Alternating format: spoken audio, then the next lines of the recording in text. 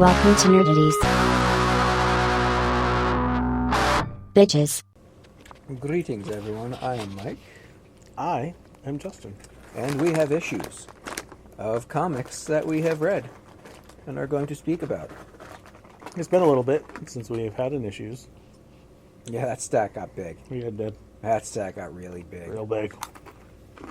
I didn't count exactly how many books I handed off to Justin, but I'm going to say 50 easily. Well, easily. Somewhere between 50 and 75. A lot. A lot. It'd be a lot easier if I gave it to him in a standard long or short box, because those have a count to them. No, I handed him a box that used to hold Chemical? carpet cleaning Yeah. spray cans. So it's not the dimensions you would use to store comics. But in a pinch, they work quite well. It's sturdy. Yeah, it's Sturdy box. well, it's got to move around like 50 pounds worth of spray cans. Yeah. It's not the information you're here for, though. Nope. You're here to hear us talk about what we've been reading for the past year or so. Now, Justin doesn't have nearly as much time on his hands to dick around as I do. I've read definitely everything he's read and quite a bit more. Yeah. What have you gotten through recently? All right. So I read The World to Come. There's really only one issue. Yes. So It's very interesting. it's a weird concept in that it's a future Marvel, but like it's not the future of the 616, obviously, because that world unfolds on a month-to-month basis. Yeah. And any of these things that are so far in the future always end up being a what-if of some type. The crux of this story being that King T'Challa of Wakanda never ended up having an heir and had to find an heir. And when he did, some white boy. Yeah. Issue 2 gets into who the white boy is. Okay. And there's a connection to his past. I don't know if you've seen online who it is, and I don't know if you want it spoiled who it is. No. No? No. Maybe. Maybe? Yeah, fuck it. Yeah? It's Everett Ross's son. No. Yeah. Apparently, he had a kid with a gal, and she died, and she had a twin, and he started dating the twin, and she died. And they touch on both of that in issue 2. And eventually, he basically gave up rights to the son and handed the kid over to the mother of the two women, the woman that he loved, and the other woman that he tolerated because he looked like the woman he loved. Okay. And T'Challa came in and basically bought the kid. Oof. Yeah. Used power, influence, and I'm pretty sure money to bring the child over as an attempt to give himself an heir, and B, to right the wrongs I think he felt and the way he influenced Everett Ross's life, which is apparently not that great. Having to deal with T'Challa's craziness during that first Marvel Knights run, I totally forgot. Ross That's right. sold his soul. This is a Knights book. Yes. Okay. So it is technically in continuity with what happened at that period, but I don't... But that was in 616, though. Yeah, that's 616. But I think, like most other stories, it builds off of an event that happened in the 616. Like a branch. Yes, absolutely a branch. In that series, Everett Ross he inadvertently sold his soul to Mephisto for a pair of pants. What? Because of it's been so long since I had read that shit that I totally forgot that trying to keep up with T'Challa and the Dora Milaje and all the insanity around his life when T'Challa came to New York as a representative of Wakanda, that Everett Ross ended up pantsless in a bathroom somewhere and couldn't get out of the situation he was in. Yes. And said the wrong thing, I believe, which in turn invoked Mephisto, was like, "Oh, I'll help you out." Gave him a pair of pants, and it only took a few seconds for Ross to realize that yes, he had literally just sold his soul to a devil, just to have his ass covered. Okay. And it comes up in this story in the issue 2, but isn't quite the thrust of it. So I'm thinking maybe it pays off later, and we're gonna get some Mephisto. But I don't want to spoil too much for the issues you're going to be reading soon. Okay. Suffice to say, the kid and T'Challa didn't have the best relationship, Sounds. and the issues bounce around a lot. Some of it will be around that time of the initial Marvel Knights run. Some of it will be in the future, the time to come, and some of it will be kind of modern time ish, and it shows, as with everything Black Panther, how Wakanda has become a much different place because of interacting with the outside world. Yeah. And he's Yeah, become because the future looks real shit. the future. Every future in the Marvel universe is shit. Yeah. And that's saying something compared to where the world is always at in modern times. Telling you, reading a couple of these books is like, oh, did I just turn on the news? They are not holding back. There's another one of the entertainment groups that's using modern problems to push their stories. Although they were definitely ahead of the curve, having Kingpin be the mayor of New York in the comics. Yeah. And it's just now coming into the live action world. Yeah. All right, so that's one you can't delve too deeply into because you've only read issue 1 of them. I'm not even sure how many issues they're going to do it. Probably like a 4 to 6 issue. Sounds fair. Yeah. Next up would be Rain. Rain. Rain 2. Rain 2.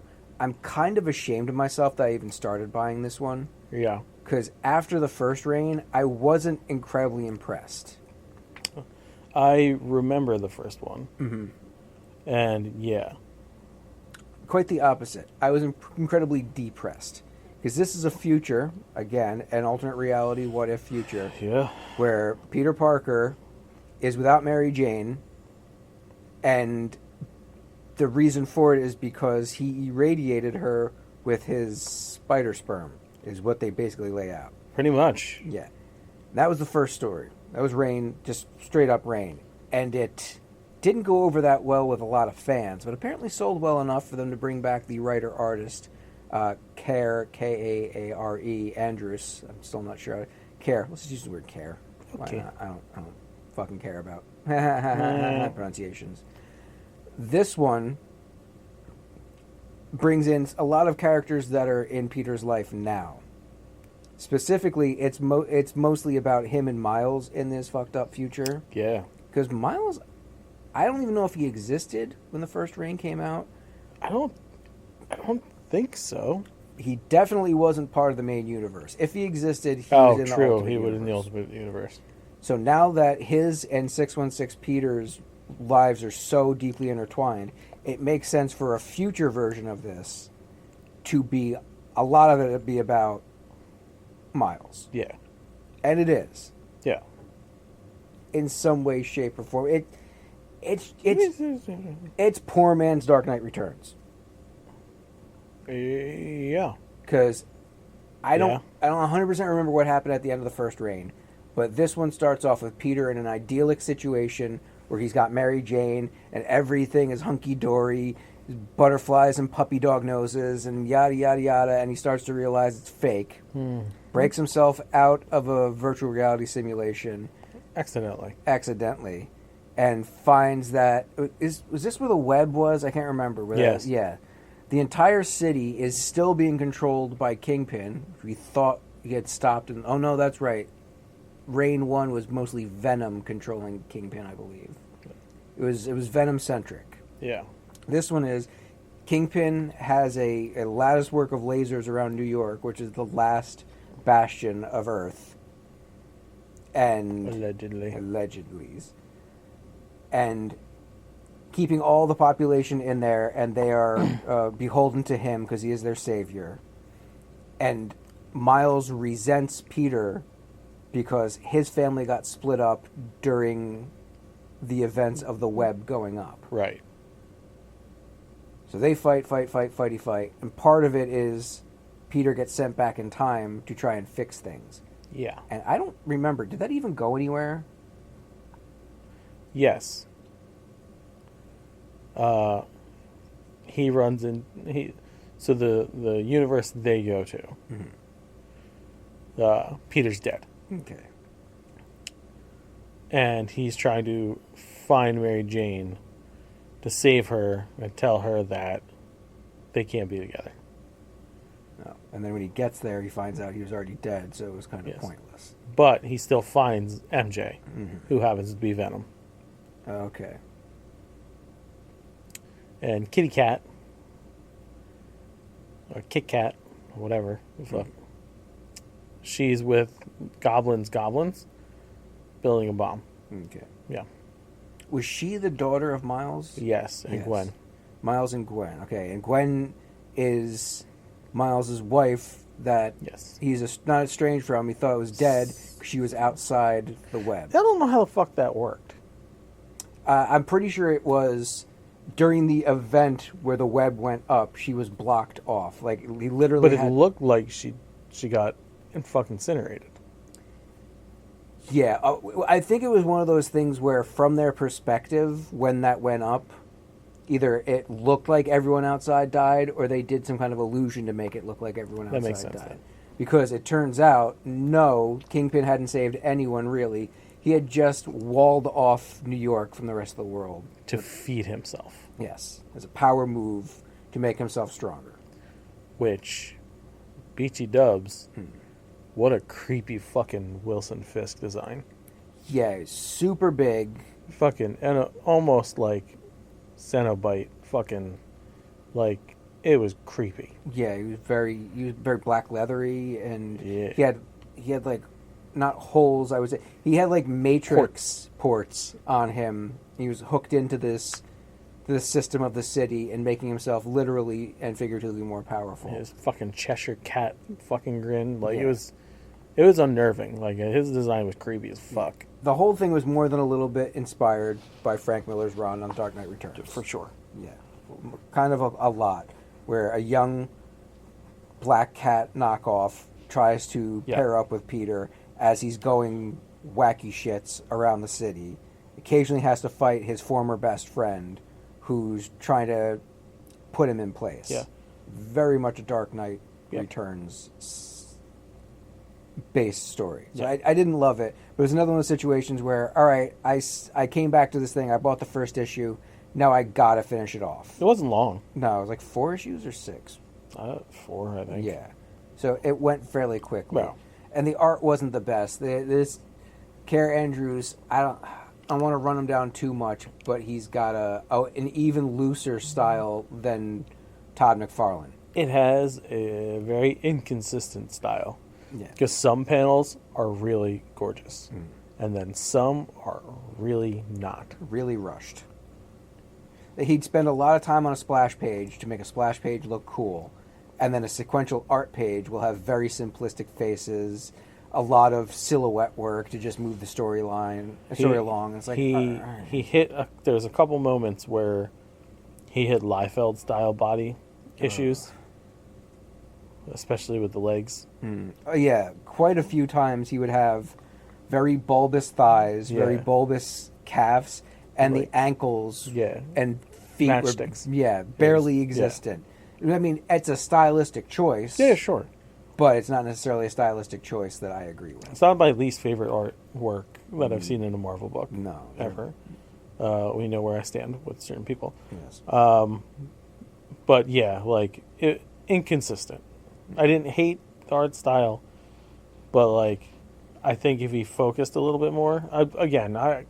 I'm not going to sit here and nitpick, because God knows how many other things he was doing and, like, what their deadline schedule was like. And As know, I writer, get it. penciler, and inker, right. a lot on your plate. Yeah.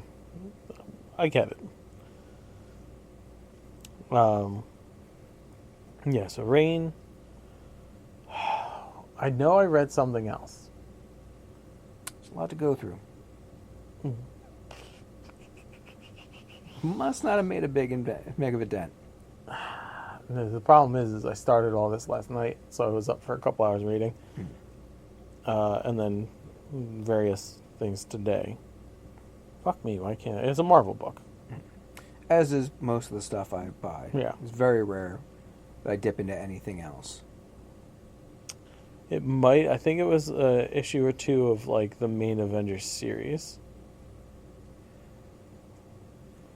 Okay, and Just to like kind of see what was going on. It wasn't. It didn't. It wasn't like connective. There was nothing. They were kind of just like one shotty. yeah, if I remember correctly, that stuff, the stuff you're in early on in that series, might be the Ashen Combine. Or did you already read that group? I think I already read that. Okay, so they're in the city at this point, the Impossible City, floating around the Earth. Yet another Yes, Avengers, yes. This yeah, was like post. Combine. Yeah, All right, so they've made friends with a sentient Masters of Evil. All right, so this Masters of Evil stuff is built off of the One World Under Doom. Okay. Now, what's weird about it is it doesn't focus on the One World Under Doom. I was stuff gonna much. say because it doesn't really pull No. from that. What happens is in the issue of One World Under Doom that came out around the time that this issue starts this arc, the group of Avengers that is the Prime Team now got their asses whooped. Yeah. And well, pretty much all of them got their asses whooped, and they had to send Sam back because he really got his ass Yeah. whooped to the Impossible City, and it got taken over by the new Masters of Evil, Right. who are the Mad Thinker, Dreadnought.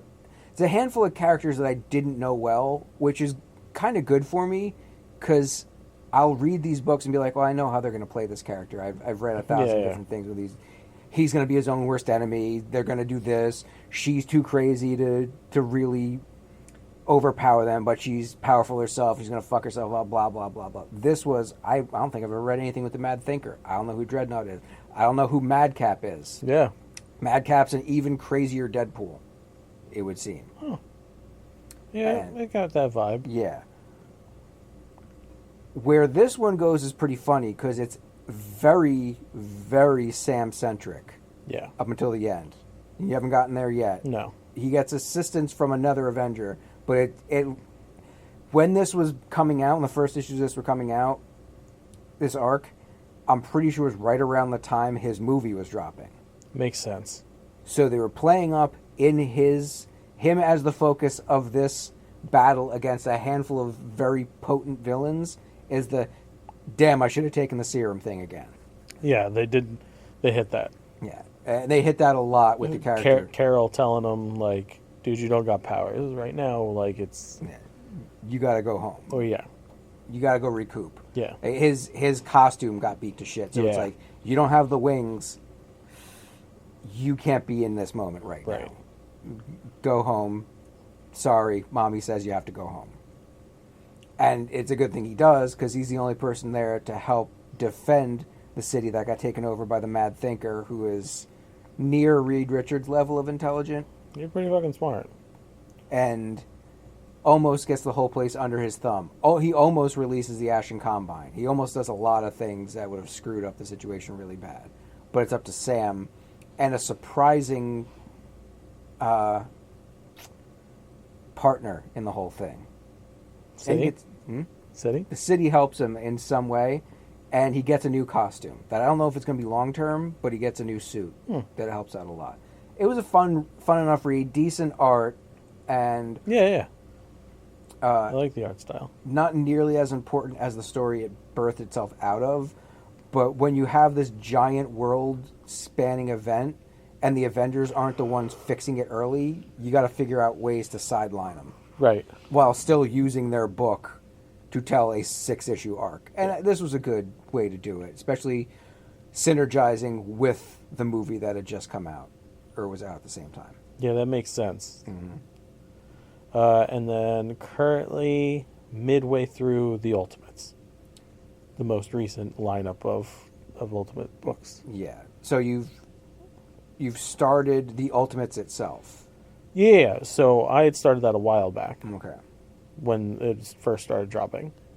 First 3 or 4. Because I think we start at 5 or 6 in the box. So it had already gotten to the point where they had thawed Steve out. Which is fairly early, I think. And then issue 2 or 3. Yeah, because at that point they had already gotten Thor and Sif. For those not and Clint. Not Clint. No, not Clint. New No, Hawkeye's no. a Native American. Yeah. No. I think they get Wasp. Hank. Yeah, Yeah. Hank and Janet. Yeah. So for those uninitiated, man, it's gonna have to go back a little bit. Okay. Yep. The original Ultimate Universe was a sideways version of the Marvel Universe. The big takeaway from it is not everybody gets out alive. Yeah.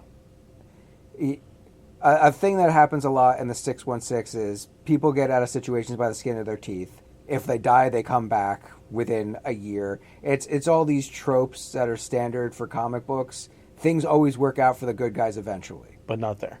Not in the Ultimate Universe. They created that world for it to be shitty for the heroes, for it to be closer to realistic. It is shitty. It is quite often quite shitty. That was the original Ultimate Universe. Well, this new one's no fucking better. No. This new one's bad in its own special ways. This new one is technically a branch universe. Yeah. Because the Mr. Fantastic of the original Ultimate Universe went crazy wacko nut shit after being left alone for 1,000 years, I think, in a pocket dimension. Yes. And when they finally came back, he was no longer considering himself Mr. Fantastic or Reed Richards. He calls himself the Maker and has his own nefarious schemes to dominate a world in his own image. Yeah. And that's what he does. After trying to fuck up the 616 for a while, it's like, you know what? There's literally a part in one of the books he shows up in the 616 where he goes, the physics in this world don't make sense. Yeah. Everything, like I was saying before, everything works out for the heroes eventually. Mathematically, this doesn't jive. Sometimes bad things have to stick for people. This world, the magic in this world is weird. The science in this world is weird. I think I want my own version of it. So what he does is goes back in time, either kills or stops certain heroes from being formed. Yes. Peter never gets bitten. Cap never gets thawed out. He controls Banner, Yeah. and Banner is now under his thumb as a more balanced version of the Hulk. He's a combination of Iron Fist and the Hulk. He runs Kunlun. Yeah. He's a monster Well, of a new type. Did. Yeah, well, he's... it's already really weird. Where It's he's complicated. Very complicated. What's left of Kunlun, he runs. Yeah. And many of the characters that we know as heroes were tainted and turned into basically capos to Yeah. Mr. Fantastic, not Mr. Fantastic, the Maker's Maker. evil regime. It's quite a lineup. Yeah. The Rasputins. Colossus and his sister, along with Omega Red Yeah. and maybe one other Russian themed character, they control the entire Asian peninsula, Yeah. Asian continent, with the exception Of Sunfires. Sunfire. I don't know if he just controls Japan or coastal Pan Asia. I think he's got the coastal area. Yeah. Anyone that most racists would think of as Asian, Yes. you know, Asiatic people, he controls. Yeah. Whereas Russia is controlled by the Rasputins. Right. Europe is controlled by Captain Britain, who is not the Captain Not- Britain we know and right, love. not- His brother, Yeah. who's another batshit crazy individual. Dick. Yeah. Africa is controlled by two gods, Yes. Khonshu and Ra. Ra, with the exception of Wakanda, Right. because the Maker would have had to gone back way far in order to be able to topple Wakanda. Yeah. They're a sticking point for him, but he figures he's so badass he won't have to worry about it. Wrong. And the continental U.S. and North America, and I believe South America, or North America is controlled by Stark, of the Howard variety, not the Tony. Was. Was. When this whole universe starts up, as far as we're concerned, in the modern age, Howard gets blasted, Yes. as does a huge chunk of the world. Not a huge chunk, but major cities in the world by a space laser, and it's blamed on Howard's... Not Howard, it's blamed on Tony. Tony. Young Tony. Young Tony, who is now Iron Lad. Yes. Because he doesn't believe he's earned the moniker of man yet. Yeah. And he only gets these abilities, he only gets his armor, and only gets the knowledge of what's gone wrong because of this world's Mr. Fantastic. I'm sorry, this world's Reed Richards, who's not Mr. Fantastic, Who is? Doom. Doom. And he's only Doom because the Maker is such a petty narcissistic maniac. He kidnapped the Fantastic Four before they ever got powers. Yep. Killed the other three. I believe didn't just kill him outright, but experimented on him. Yes. And then tormented Reed. Yeah. I can't remember if they'd gotten their powers yet. And he tormented him? Yes. And killed them? Mhm. Because, Reed, he was doing all the stretchy stuff to Yes. Reed. Tormented them, killed most of them, left Reed alive, and slapped him in a version of the Doom armor, but with a blue cloak, so you can differentiate him from other versions of Doom. And he is now virtually broken as a man.